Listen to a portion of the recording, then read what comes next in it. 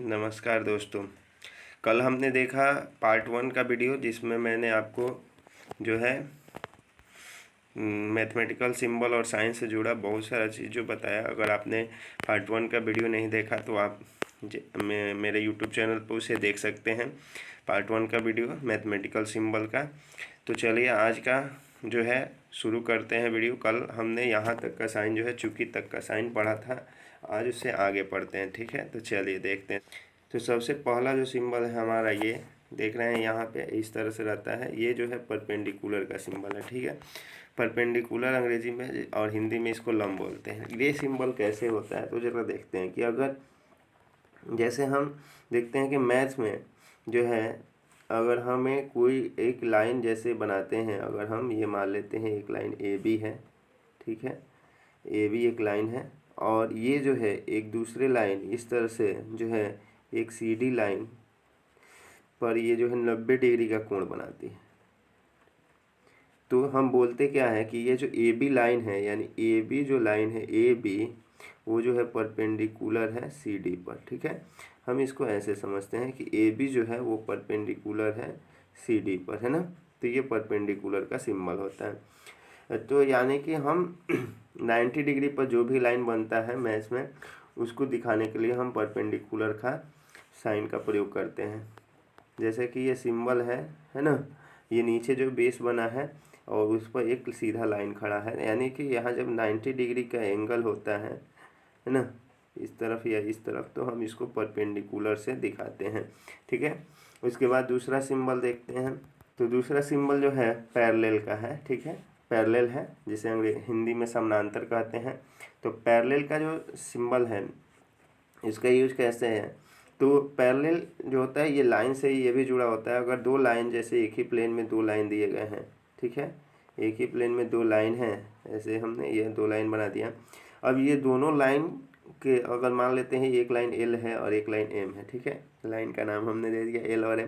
तो ये जो लाइन, दोनों लाइन के अगर बीच का डिस्टेंस हर जगह बराबर हो, हर जगह क्या हो, समान हो, तो हम बोलते हैं कि ये दोनों लाइन क्या है, पैरेलल है। ठीक है, और इसको लिखते हैं L, line L parallel to M.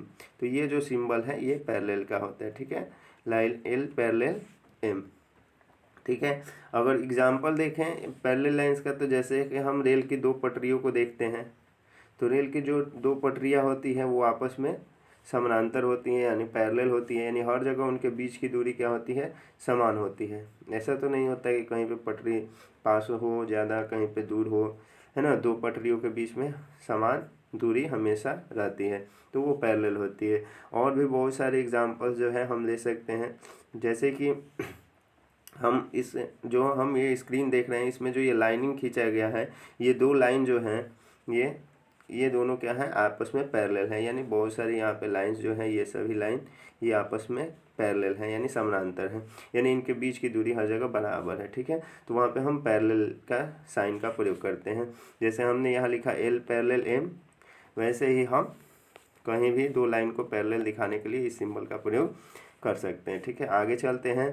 तो तीसरा सिंबल है पैरेलल के बाद तीसरा सिंबल है समरूप का। ठीक है, तो समरूप का जो सिंबल है देखेंगे ध्यान से इस तरह से है। ठीक है, ये सिंबल समरूप का है। ठीक है, आप याद रखेंगे समरूप का सिंबल। अब इसका उपयोग हम कहाँ करते हैं इसको देखिए। तो जैसे कि हमें जो है दो ट्रेंगल हो, ठीक है, दो ट्रेंगल हो और दोनों समान रूप के हों, मतलब एक ही जैसे दिखते हों, देखने में एक जैसे हों, से हूबहू एक जैसे हों। ठीक है, तो हम बोलते क्या है कि ये ए बी सी और डी ई एफ दो ट्रेंगल है, ये ए बी सी ट्रेंगल है और ये डी ई एफ। ठीक है, तो दोनों ट्रेंगल जो है हूबहू देखने में एक समान है, तो इसको हम बोलते हैं कि ट्रेंगल ए बी सी, बोलते हैं ट्रेंगल ए बी सी समरूप है ट्रेंगल डी ई एफ के। ठीक है, इस तरह से समरूप का ये जो सिंबल हम देख रहे हैं बीच में, ये सिमिलर इंग्लिश में सिमिलर बोलते हैं और हिंदी में इसको समरूप कहते हैं। तो ये समरूप का साइन है। ठीक है, तो यहाँ पे दो, मतलब कि दो फिगर जो हो, अगर एक रूप के हो, देखने में एक जैसे हो, है ना, इनका साइज सेम नहीं हो, बस शेप सेम हो, तो उसको हम समरूप से दिखाते हैं। ठीक है, सर्वांग सम का। अब देखेंगे इसी एग्जाम्पल में अगर triangle A B C D E F जैसे एक रूप का था, तो एक रूप का ना हो कि ये जो ट्रेंगल डी ई एफ है ये एकदम एक समान हो जाए ए बी सी के, मतलब जैसे जिस रूप में अगर मान लेते हैं ये ए बी सी है तो डी ई एफ उतना ही बड़ा हो, है ना, सेम टू सेम साइज और शेप दोनों का सेम हो, तो हम बोलते क्या हैं कि ये जो ट्रेंगल है, ठीक है, यानी ट्रेंगल 1 और 2, तो यहाँ हम बोलते क्या है कि ये जो ट्रेंगल 1 है, ट्रेंगल 1 ये जो है आपका समरूप है, ये कॉन्ग्रुएंस का साइन है, ठीक है, समरूप है ट्रेंगल 2 के, ठीक है। तो यहाँ पे हम ये कॉन्ग्रुएंस का साइन दिखाते हैं, यानी दो फिगर को अगर हमें समरूप दिखाना हो या सॉरी सर्वांगसम दिखाना हो तो सर्वांगसम का ये साइन है, जबकि समरूप का लिए हमारा ये साइन है, ठीक है। और यहाँ पे डिफरेंस भी हमने आपको बताया कि समरूप और सर्वांगसम में क्या अंतर है। एक बार फिर से इसे अच्छे तरह से समझ लें कि अगर हम देखते हैं अपने दैनिक जीवन में तो दो जो अगर एक ही समान 1 रुपये के सिक्के हैं, मतलब एक ही समान 1 रुपये के सिक्के हैं, तो ये दोनों सर्वांगसम है, ठीक है, दोनों सिक्के क्या होंगे, सर्वांगसम। या दो ब्लेड देखते हैं, दो ब्लेड जो होते हैं एक ही समान एक ही कंपनी के, तो ये दोनों सर्वांगसम होते हैं, मतलब ये हूबहू सब चीज़ इसके बराबर होते हैं, तो उसको हम सर्वांगसम से दिखाते हैं। जबकि समरूप में मैंने क्या बताया कि रूप बराबर होता है, यानी साइज जो होता है वो छोटा बड़ा हो सकता है। जैसे कि हम क्या करते हैं कि एक कोई बड़ा चीज़ है और उसी के हूबहू एक छोटा चीज़ हम बनाते हैं, जैसे आप एक बड़े फ़ोटो से छोटा फ़ोटो निकलवाते हैं ना, सेम रेशियो में अगर हो तो हम बोलते हैं कि ये दोनों क्या है, समरूप है, यानी कि ये समरूप है, सर्वांगसम नहीं है। आशा करता हूँ कि आपको ये दोनों समरूप और सर्वांगसम का अंतर समझ में आ गया होगा। अब आते हैं अगले सिंबल की तरफ, तो जो है हमारा यहाँ पे एंगल का सिंबल है, ठीक है, एंगल यानी कि कोण। अब देखते हैं कि इस सिंबल का प्रयोग कैसे होता है, ठीक है। तो ध्यान देंगे, जैसे कि एंगल का सिंबल है, तो यहाँ पे क्या होता है कि अगर हम देखते हैं कि कोई ट्रेंगल बनाते हैं, ठीक है, तो ट्रेंगल बनाते हैं तो ध्यान देंगे कि ट्रेंगल में जो होते हैं हम जानते हैं कि 3 एंगल बने हुए हैं, यानी ये जो वर्टेक्स पर यहाँ पे 3 एंगल बने हुए हैं, एंगल ए, एंगल बी और एंगल सी, ठीक है। अब इन तीनों एंगल का जो है हम नाम देते हैं जब, तो लिखते क्या है, ऐसे लिखते हैं सिंपली एंगल ए, ठीक है, एंगल ए, एंगल बी और एंगल सी। तो ये जो सिंबल हम देख रहे हैं इसको हम एंगल पढ़ते हैं, ठीक है, और हिंदी में कोण। तो ये कोण ए है, कोण बी है और ये कोण सी है। तो कोण का जब भी सिंबल लेना होता है तो हम इस तरह से कोण की तरह बनाते हैं, ठीक है। यानी कि जहाँ भी हमें कोण दिखाना होता है कि कोण कहीं पे बन रहा है और उसको दिखाना होता है तो उस कोण के लिए हम ये सिंबल देते हैं। आशा करता हूँ ये समझ में आ गया होगा आपको। इसके बाद आगे बढ़ते हैं, कोण के बाद आता है हमारा जो सिंबल वो है ट्रेंगल का, ठीक है। तो ट्रेंगल का सिंबल जो है यहाँ पे ये है, ट्रेंगल का सिंबल है। ट्रेंगल का सिंबल हम कैसे देते हैं कि अगर कोई त्रिभुज मान लेते हैं, जैसे कि अभी हमने देखा त्रिभुज बना है ना, कोई त्रिभुज बना है ना, पहले से ए बी और सी, ठीक है, ये ए बी सी एक त्रिभुज है, ठीक है। अब इस त्रिभुज का हमें अगर जैसे कि नाम देना है, ठीक है, तो हम कैसे लिखते हैं इस त्रिभुज का नाम, ट्रेंगल ए बी सी है ना, उसके पहले एक छोटा सा ट्रेंगल का साइन बना देते हैं इस तरह से। तो ये जो होता है इसको हम त्रिभुज, हिंदी में कहेंगे त्रिभुज ए बी सी, हिंदी में पढ़ेंगे त्रिभुज ए बी सी और इंग्लिश में ट्रेंगल ए बी सी। तो इस तरह से ये ट्रेंगल का साइन हम देते हैं त्रिभुज को प्रदर्शित करने के लिए, ठीक है। अब जो है अगला साइन देखते हैं, अगला साइन है क्वाड्रिलेटरल का, यानी चतुर्भुज का।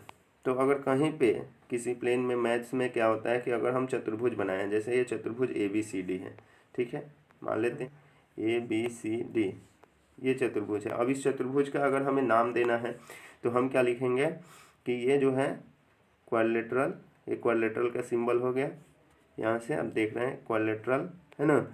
तो क्वाड्रिलेटरल का सिंबल ऐसे हम दे देते हैं quadrilateral A B C D, ठीक है, quadrilateral A B C D. नामकरण के लिए सिर्फ जो है हम इस तरह से ये क्वाड्रिलेटरल का सिंबल देते हैं, है ना। तो एंगल का सिंबल क्वाड्रिलेटरल या एंगल है ना, ये जो है किसी भी एंगल का नाम देना हो, ट्रेंगल का नाम देना हो या क्वाड्रिलेटरल का, तो इस सिंबल का प्रयोग करते हैं। चलिए अब आगे देखते हैं। सिंबल जो है क्वाड्रिलेटरल के बाद जो है हमें यहाँ हम देख रहे हैं सर्किल, ठीक है, जिसे हिंदी में हम वृत्त कहते हैं। ये वृत्त का सिंबल है। इसको वृत्त का सिंबल जो है हम सर्किल को दिखाने के लिए करते हैं। अब देखेंगे जैसे कि अभी हमें सर्किल का सिंबल जैसे कि हमें दिखाना हो, जैसे एक सर्किल बना दिए, ठीक है, ये सर्किल है, एक वृत्त है, ठीक है। अब वृत्त की परिभाषा भी अगर आप जानते हो तो वृत्त की परिभाषा क्या होती है कि यह जो है एक कर्व है ना, जिसका एक फिक्स पॉइंट से जो होता है इस कर्व का डिस्टेंस हर जगह बराबर होता है, ठीक है। हर जगह इसका डिस्टेंस क्या होता है, बराबर होता है। यानी कि अगर इस सेंटर से देखें तो इस चारों तरफ जो होता है, यानी कि जिसको हम रेडियस बोलते हैं, ये सभी रेडियस आपस में समान होते हैं, ठीक है।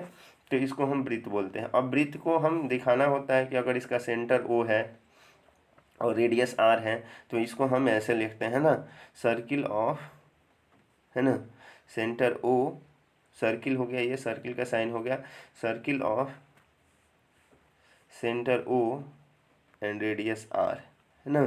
तो इसको हम सर्किल के सिंबल से दिखाते हैं। तो इस तरह से वृत्त का सिंबल है, क्योंकि वृत्त का नामकरण जो होता है उसके सेंटर और उसके रेडियस से होता है। अगला जो सिंबल है वो है रेखा का, रेखा का सिंबल। अब इसका उपयोग हम कहाँ करते हैं, तो इसका उपयोग चलिए देखते हैं कि हम रेखा का उपयोग कहाँ करते हैं। तो रेखा जो है, अब देखते हैं, एक सिंपल सा लाइन, जिसको अंग्रेजी में हम लोग लाइन बोलते हैं, ठीक है। ये लाइन, जैसे गणित में जो लाइन हम खींचते हैं तो सिंपल लाइन के दोनों तरफ एरो लगा होना चाहिए, ठीक है। ये सबसे बड़ा पहचान है रेखा का, कि रेखा में दोनों तरफ जो होता है एरो का सिंबल होता है। एरो ये प्रदर्शित करता है कि ये भी इधर अनंत रूप से बढ़ते गया है और ये इधर भी, यानी दोनों तरफ जो है अनंत रूप से बढ़ते गया है। रेखा की लंबाई जो होती है असीमित होती है। अब इस रेखा का जैसे हम नाम दे देते हैं, कोई नाम अगर हम इस रेखा का दे दिए, जैसे ए, एक छोर पे ए और बी, ठीक है। तो ये रेखा जो हो गया हमारा, इस रेखा का नाम जो हो गया ए बी हो गया, ठीक है। इस रेखा का नाम क्या हो गया हमारा, ए बी हो गया। तो ये जो है इसके ऊपर जो है हम ऐसे एरो का साइन दे देते हैं, ठीक है, ये वाला सिंबल, ठीक है। तो इससे क्या प्रदर्शित होता है कि ये जो भी ए बी है वो क्या है, एक रेखा है, यानी एक लाइन है, ठीक है। तो ऊपर हम ये सिंबल देते हैं, तो ये लाइन का सिंबल है। उसी तरह अगर हम देखें रेखाखंड का, तो इसी में हम समझ लें, तो देखें रेखाखंड जो होता है इस तरह से हम दे दिए, यानी इसमें क्या होता है कि इसमें दोनों तरफ एरो नहीं लगा होता है। आप देखेंगे इधर दोनों तरफ एरो नहीं रहता है, यानी कि ये जो है सीमित होता है, इसकी लंबाई जो होती है सीमित होती है। और इसको जब हम लिखते हैं तो इसको जो होते हैं ऐसे लिखते हैं ए बी, ठीक है, ए बी, और ये हो गया हमारा रेखाखंड। यहाँ से ये जो लाइन सेगमेंट का सिंबल हमें दिख रहा है ऊपर जैसे हमने बनाया, सिर्फ ये से हम लाइन दे देते हैं, तो ये रेखा है और ये रेखाखंड है, ठीक है। उसी तरह से किरण होता है, तो किरण ए बी अगर देना है तो किरण ए बी कैसे होगा, इसी में आप देख लें। तो किरण ए बी में जैसे कि इसको हम समझ लेते हैं, यहाँ पे ये जो है आपका रेखाखंड है, अगर एक तरफ हमने एरो दे दिया और एक तरफ इसको सीमित रख दिया, यानी एक तरफ एरो नहीं दिया, तो ये क्या हो जाता है, अब ये किरण हो जाता है। यानी आप तीनों को समझ रहे हैं, जिसमें दोनों तरफ असीमित रूप से बड़ा है रेखा है, जो दोनों तरफ से सीमित है वो रेखाखंड है, और जो एक तरफ से सीमित और एक तरफ से असीमित है वो किरण है। और नामकरण वैसे भी होगा जैसे कि हमने यहाँ ए बी दिया है, ये जो हमने दिया है ए बी, ये एक रेखाखंड है, और अगर इसी ए बी पर ये जो ऊपर हमने दिया इस तरह से दे दिया, एक तरफ एरो दे के एक तरफ फुल स्टॉप, जैसे कि ये देख रहे हैं किरण में, तो ये किरण हो गया, ठीक है। तो हमारे पास यहाँ जो है कुल मिला के तीनों के नाम जो है सेम टू सेम एक ही जैसे रहते हैं। अब इसमें थोड़ा सा अंतर क्या आया हम ये देख लेते हैं। तो ये जो है रेखा, रेखाखंड और किरण, ये तीनों जो है एक ही है। आप देखेंगे तो हम यहाँ पे तीनों को अलग अलग तरीके से बताएंगे। जैसे अगर हमने ए बी ये दे दिया दोनों तरफ एरो करके, तो ये रेखा हो गया, ये हमारा रेखा हो गया, यानी कि लाइन हो गया, ठीक है। और अगर हमने ए बी को ही दिया लेकिन इस पे हमने इस तरह से सिंबल दे दिया, तो ये रेखाखंड हो गया, ये हमारा हो गया रेखा खंड हो गया, ठीक है। और इसको हम लाइन सेगमेंट बोल दिए, ठीक है, लाइन सेगमेंट, ठीक है। और जो है अगर हमने यहाँ ए बी ऐसे ही दिया, ठीक है, ए बी ऐसे ही दिया, लेकिन हमने यहाँ पे थोड़ा सा इसमें अंतर क्या कर दिया कि हमने इस पे ऐसे एरो मार दिया, है ना, एक तरफ से सीमित कर दिया और एक तरफ से असीमित कर दिया, तो ये क्या हो गया हमारा, किरण हो गया, ठीक है। तो आशा करता हूँ कि आपको ये तीनों सिंबल का जो है अंतर भी समझ में आ गया होगा, है ना, और तीनों सिंबल भी आप समझ गए होंगे। चलिए अब अगला सिंबल देखते हैं। तो अगला सिंबल जो है यहाँ त्रिभुजों। देखिए त्रिभुजों के लिए जैसे कि ये सिंबल कहाँ पे यूज होता है, यहाँ त्रिभुजों मतलब बहुत सारे त्रिभुज एक साथ हो, तो उसके लिए हम मैथ्स में ये सिंबल लगाते हैं ना। जैसे कि एक ये त्रिभुज हो गया, एक दो हो गया, ये ट्रायंगल 3 हो गया, 3 ट्रायंगल हो गए, ठीक है। अब इस तीनों त्रिभुजों का हमें क्षेत्रफल निकालना है। तो यहाँ पे हम डायरेक्ट लिखते हैं एरिया ऑफ ट्रायंगल्स, है ना, एरिया ऑफ ट्रायंगल्स। तो यहाँ पे एस का ये साइन दे देते हैं, ठीक है। एरिया ऑफ ऑल ट्रायंगल्स, तो यहाँ हो जाएगा ट्रायंगल 1 प्लस ट्रायंगल 2 और प्लस ट्रायंगल 3, ठीक है।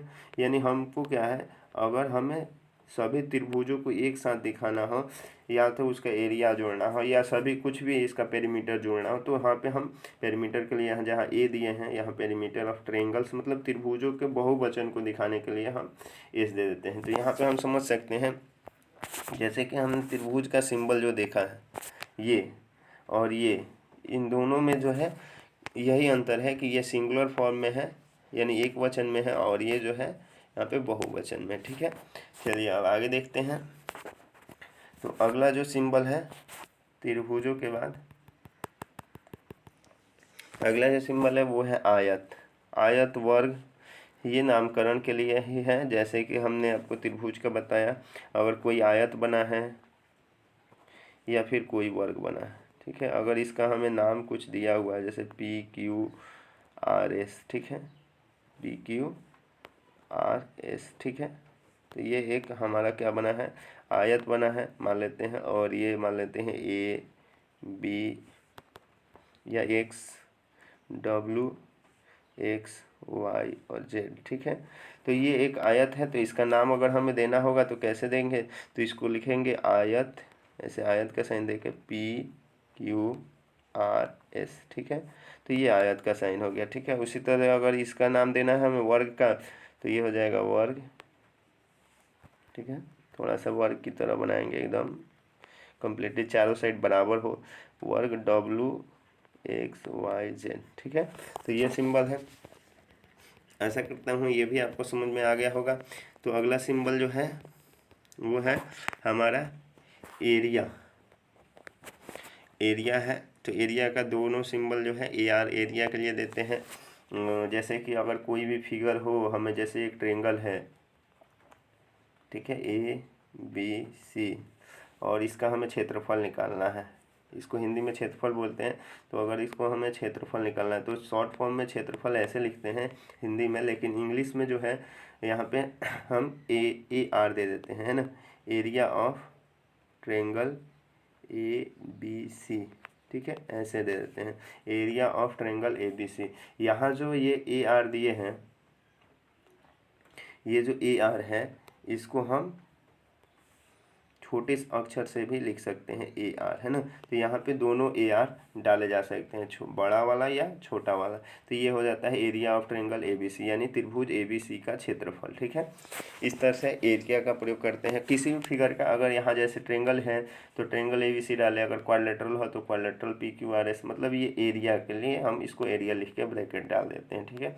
तो उससे उसका क्षेत्रफल का बोध होता है, यानी उसका क्षेत्रफल अब निकालना है आपको, ठीक है, या उसका क्षेत्रफल ज्ञात करना है तो आप ऐसे लिख सकते हैं। आगे देखते हैं। अगला जो सिंबल है वो है परसेंटेज का, ठीक है।